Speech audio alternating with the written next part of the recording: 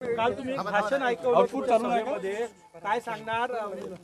मुस्लिम मतांच्या ज्या संघटना आहेत त्या वोट जिहादचा नारा दिला त्यांनी.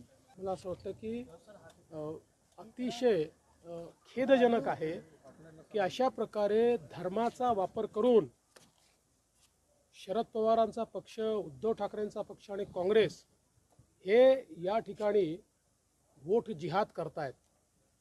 सज्जाद नोमानी उलेमा काउन्सिलचे प्रमुख यांनी 17 मागण्या या तीन पक्षांना दिल्या होत्या. या मागण्या देखील इतक्या भयानक आहेत. 10% आरक्षण मुस्लिमांना द्या. 2012 ते 2024 महाराष्ट्रात जेवढे दंगे झाले त्या दंग्यांमध्ये जेवढे मुस्लिम आरोपी आहेत त्यांच्यावरच्या केसेस सगळ्या परत घेऊन टाका. RSSवर बंदी लावा. अशा प्रकारच्या 17 मागण्या त्यांनी दिल्या आणि या पक्षांनी त्यांना बकायदा पत्र देऊन त्या मागण्या आम्ही मान्य करू असं या ठिकाणी सांगितलेलं आहे. आणि आता ते सज्जाद नोमानी सांगतायत, अपील करतायत आणि सांगतायत वोट जिहाद करा. ते म्हणतात आमच्या वोट जिहादचे आला सिपसलार हे शरद पवार आहेत, आमचे सिपसलार हे उद्धव ठाकरे आहेत, नाना पटोले आहेत, राहुल गांधी आहेत. निवडणुकीमध्ये इतकं लांगुल चालन या देशाच्या इतिहासामध्ये आम्ही बघितलं नव्हतं. एक प्रकारे केवळ पोलरायझेशन करण्याकरता, अल्पसंख्याक मतं मिळवण्याकरता अशा प्रकारे जर या ठिकाणी हा विरोधी पक्ष महाविकास आघाडी काम करत असेल तर त्याच्या विरुद्ध आपल्याला निश्चितपणे सगळ्यांना एक व्हावंच लागेल. आणि मग जर तुम्हाला वाटतंय की मुठभर मतांवर तुम्ही निवडून येऊ शकता तर मग जे बहुसंख्य मतं आहेत त्या बहुसंख्य मतांना देखील पुनर्विचार करावा लागेल, एक यावं लागेल.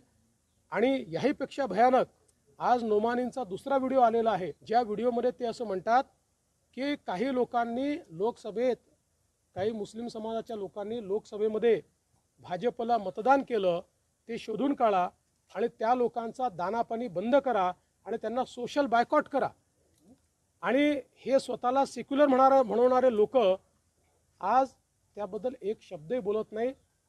ही जी एक प्रकारचे एक्स्ट्रीम पोलरायझेशन करण्याचा प्रयत्न हा जो काही महाविकास आघाडी करते त्याला आम्ही निश्चितपणे उत्तर देऊ. उद्धव ठाकरे सोशल बायकॉटिंग ही नवीन प्रकारची अस्पृश्यता निर्माण करण्याचा प्रयत्न केला जातो. हा गुन्हा आहे. तुम्हाला कोणाला सोशल बायकॉट करता येत नाही, हा गुन्हाच आहे. म्हणूनच किरीट सोमय्यांनी आता त्या संदर्भात एक इलेक्शन कमिशनकडे तक्रार देखील केलेली आहे.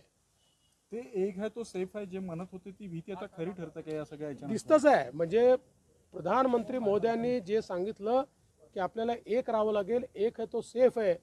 आज काँग्रेस जाती जातीमध्ये विभाजित करण्याचा प्रयत्न करते आणि दुसरीकडे महाविकास आघाडी आणि काँग्रेस मिळून आपल्या सगळ्या जे काही मुस्लिम समाज आहे त्या मुस्लिम समाजामध्ये एक्स्ट्रीम पोलरायझेशन करण्याचा प्रयत्न करून ही निवडणूक ते जिंकू इच्छितात. त्यांच्याकडे या निवडणुकीला मुद्दा उरलेला नाही.